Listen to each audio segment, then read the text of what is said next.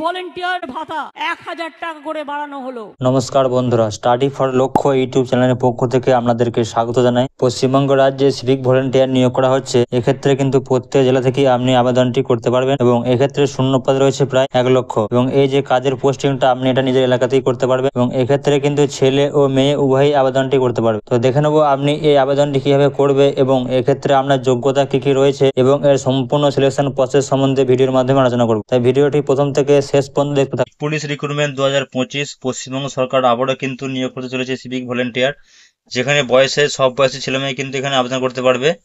এক্ষেত্রে civic volunteer recruitment 2025 যারা এই পদের জন্য আবেদন করবেন তাদের কি কি যোগ্যতা লাগবে এবং কবে থেকে আবেদন তার সম্পূর্ণ তথ্য কিন্তু এখানে দেওয়া হবে সিভিক ভলেন্টিয়ার রিক্রুটমেন্ট 2025। এক্ষেত্রে শিক্ষাগত যোগ্যতা রাখবে চাকরি প্রার্থীদের সিভিক ভলেন্টিয়ার পদে আবেদন করার জন্য যে কোনো স্বীকৃত শিক্ষা প্রতিষ্ঠান থেকে ন্যূনতম মাধ্যমিক পাস করে থাকতে হবে এবং এক্ষেত্রে ছেলে ও মেয়ে কিন্তু উভয়ই আবেদনটি করতে পারবে। নেক্সট হচ্ছে এখানে বয়স সীমা। সিভিক ভলেন্টিয়ার পোস্টে আপনি আবেদন করার জন্য আপনার বয়স হতে হবে 18 থেকে 27 বছরের মধ্যে এবং এছাড়া যারা সরকারি নিয়ম অনুযায়ী যারা তফসিলি জাতি উপজাতি আছে এবং সংরক্ষণ শ্রেণীর চাকরি প্রার্থীদের জন্য কিন্তু ছাড় দেওয়া হবে। এখানে SC ST দের জন্য বয়সে ছাড় দেওয়া হবে এখানে 5 বছর এবং যারা ওবিসি ক্যান্ডিডেট রয়েছে তাদের ক্ষেত্রে এখানে বয়সে ছাড় দেওয়া হবে 3 বছর। নেক্সট হচ্ছে এখানে মাসিক বেতন। বর্তমানে রাজ্য সরকার সিভিক ভলেন্টিয়ারদের প্রতি মাসে 9,000 টাকা করে বেতন দেয়, তবে যে সম্প্রতি যে 2024-25 যে বাজেট ঘোষণা করলো সেক্ষেত্রে কিন্তু আরো 1,000 টাকা কিন্তু বেতন কিন্তু বাড়ানো হয়েছে।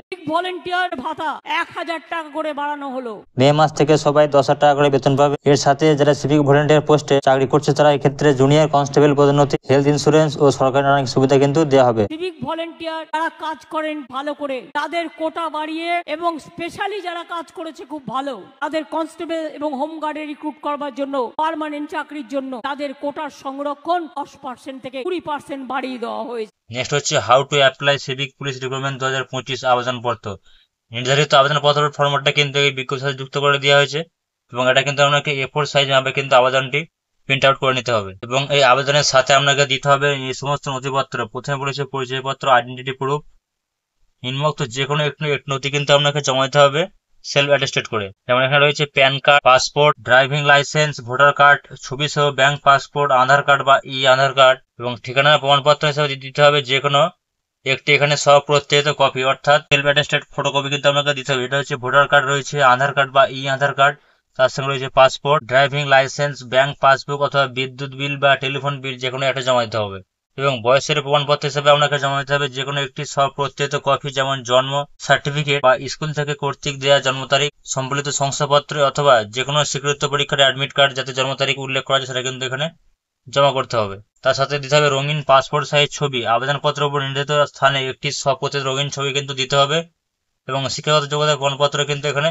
যুক্ত করতে হবে। তার সাথে সকল শিক্ষাগত যোগ্যতার কিন্তু এখানে ফটোকপি কিন্তু এখানে দিতে হবে এবং এই ফর্মটা আমি দেখাবো কিভাবে এটা ফিল আপ করবেন এবং তার সাথে এখানে আপনি কি কি যুক্ত করবেন সমস্ত কিছু কিন্তু শেষের দিকে আমি বলে দেবো, তাই ভিডিওটি প্রথম থেকে শেষ পর্যন্ত দেখতে থাকো। এবং এখানে বলেছে প্রতিটি প্রার্থী শুধুমাত্র একটি আবেদনপত্রই জমা করতে পারবে, এর থেকে যদি একাধিক আবেদন জমা করে তাহলে কিন্তু সেক্ষেত্রে এটা বাতিল করে দেওয়া হবে।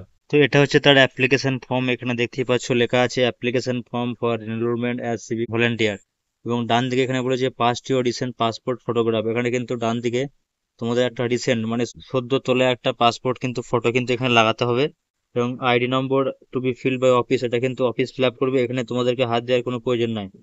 এবং 2 নম্বরে বলেছে name in full in capital letter, অর্থাৎ এখানে বড় হাতে তোমাদের নিজের নাম লিখতে হবে এবং 3 নম্বরে জেন্ডার অর্থাৎ তুমি ছেলে না মেয়ে সেক্ষেত্রে কিন্তু এখানে লিখতে হবে। ছেলেদের ক্ষেত্রে হবে এখানে মেল আর মেয়েদের ক্ষেত্রে হবে এখানে ফিমেল। 4 নম্বরে বলেছে ডেট অফ বার্থ অর্থাৎ জন্ম তারিখ, যেখানে দিয়ে দিয়েছে ডিডি অর্থাৎ ডেট এবং মাসের ক্ষেত্রে এখানে দিয়ে দিয়েছে, বছরের ক্ষেত্রে এখানে দিয়ে দিয়েছে অর্থাৎ তোমাদের জন্ম তারিখ যদি হয় 1/1/2005 তাহলে এখানে হবে 01/01/2005। এভাবে কিন্তু তোমাদেরকে এখানে ফিল আপটা করতে হবে এবং 5 নম্বরে বলেছে এখানে ফাদার্স নেম অর্থাৎ বাবার নাম এখানে লিখবে এবং 6 নম্বর হচ্ছে মায়ের নাম, 7 নম্বর হচ্ছে এখানে মোবাইল নম্বর, এখানে 8 নম্বর হচ্ছে ইমেল আইডি। আপনার একটা ভ্যালিড কিন্তু ইমেল আইডি থাকতে হবে যাতে যেখানে মেসেজ করলে বা ইমেলে কোনো কিছু পাঠালে যেন সেখানে পৌঁছায়। এবং 9 নম্বর হচ্ছে প্রেজেন্ট অ্যাড্রেস অর্থাৎ এখন তুমি কোথায় বাস করছো সেইখানকার অ্যাড্রেসটা কিন্তু এখানে সম্পূর্ণ তোমাকে লিখতে হবে, গ্রামের নাম, পোস্ট অফিস, থানা, ডিস্ট্রিক্ট সমস্ত কিছু কিন্তু এক করে লিখতে হবে। এবং বিতে বলেছে এখানে পার্মানেন্ট অ্যাড্রেস অর্থাৎ তুমি এখন এক জায়গায় আছো এবং তোমার যে পার্মানেন্ট অ্যাড্রেস সেটা তোমার নিজের বাড়ি, সেটা যদি আলাদা হয় তাহলে সেক্ষেত্রে কিন্তু এখানে পার্মানেন্ট অ্যাড্রেসটাও সেখানে লিখতে হবে, সম্পূর্ণ ডিটেলস কিন্তু এখানে লিখতে হবে। গ্রাম, ভিলেজ, পোস্ট অফিস সমস্ত কিছু এক এক করে এখানে ফিল আপ করতে হবে। 10 নম্বর হচ্ছে এখানে ক্যাটাগরি, অর্থাৎ তুমি আনরিজার্ভ ক্যাটাগরিতে আছো না ওবিসিতে আছো না এসসি আছে বা এসটি, যার আন্ডারে তুমি থাকবে সেখানে কিন্তু এখানে টিক চিহ্ন করতে হবে। ওবিসি হলে ওবিসি আন্ডারে, আনরিজার্ভ হলে আনরিজার্ভে এবং এসটি হলে এসটি আন্ডারে এখানে টিক চিহ্ন করতে হবে। নেক্সট হচ্ছে এখানে রিলিজিয়ান, অর্থাৎ ধর্ম কি আছে তোমার, হিন্দু হলে হিন্দু লিখতে হবে, মুসলিম হলে মুসলিম, খ্রিস্টান হলে খ্রিস্টান, যে ধর্মে তুমি বাস করছো সেই ধর্মটা কিন্তু এখানে লিখতে হবে। 12 নম্বর হচ্ছে ম্যারিটাল স্ট্যাটাস, অর্থাৎ এক্ষেত্রে তুমি বিবাহিত আছো কিনা বা অবিবাহিত সেটা কিন্তু এখানে লিখতে হবে। ম্যারিড বা আনম্যারিড এটা কিন্তু আপনাকে এখানে উল্লেখ করে দিতে হবে। এবং তার সঙ্গে বলেছে এখানে আইডেন্টিফিকেশন মার্কস, অর্থাৎ তোমার শরীরে এমন কোনো চিহ্ন আছে যা জন্মগত পর্যন্ত থাকবে, অর্থাৎ কোনো তিল ফিল হতে পারে কি কোনো কাটা দাগ হতে পারে, সেটা কিন্তু এখানে লিখতে হবে। এবং 14 নম্বর বলেছে এখানে ভোটার আইডি কার্ড, এখানে ভোটার আইডি কার্ডের নাম এখানে লিখে দেবে। এবং 15 হচ্ছে আধার নম্বর কার্ড, দেখে থেকে তোমাদের নিজের আধার নম্বরের কার্ডটা এখানে বসিয়ে দেবে। এবং 16 হচ্ছে এডুকেশন কোয়ালিফিকেশন, অর্থাৎ তোমার যে শিক্ষাগত যোগ্যতা সেটা কিন্তু এখানে লিখতে হবে। তার সঙ্গে কিন্তু please attach xerox copies of certificate, অর্থাৎ এর সঙ্গে কিন্তু জেরক্স কপি অ্যাটাচ করে দিতে হবে এই সার্টিফিকেট এডুকেশনের। তার সঙ্গে এখানে বলেছে 17 নম্বরে extra circular activities and other skill, যেমন এনসিসি, স্কাউট বা এনএসএস বা সিভিল ডিফেন্স বা স্পোর্টস, যদি ইত্যাদি তোমাদের কোনো কোয়ালিফিকেশন থাকে তাহলে তুমি কিন্তু এখানে জানাতে পারো। এখানে এ বি সি করে কিন্তু দেওয়া আছে, তোমরা অবশ্যই এখানে সমস্ত কিছু ফিল আপ করতে পারো। এবং 18 নম্বর বলেছে ইনভলভমেন্ট ইন ক্রিমিনাল কেস, তুমি কি কোনো ধরনের ক্রিমিনাল কেসে যুক্ত রয়েছো, যদি না থাকো তাহলে এখানে টিক চিহ্ন দেবে, এবং থাকলে কিন্তু এখানে অবশ্যই তার ডিটেলসটা এখানে দিতে হবে, তুমি কিসে কোন অপরাধে এখানে যুক্ত ছিলে। তার শেষে এখানে ডিক্লারেশন ফর্ম দিয়েছে এবং এখানে উল্লেখ করে দিয়েছে যে উপরে যা যা তুমি বলেছো সব কোয়ালিফিকেশন এবং যা যা তুমি এখানে ঘোষণা করছো সব যেন সত্যি হয়। তোমাকে এখানে ডেটটা দিয়ে দেবে এবং তার সাথে এখানে ফুল সিগনেচার কিন্তু এখানে করতে হবে। যখন এর অ্যাপ্লিকেশনটা বেরোবে সেই সময় কিন্তু তোমাকে এটাকে জমা করতে হবে। এটা হচ্ছে সম্পূর্ণ ফর্ম ফিল আপের ডিটেলস।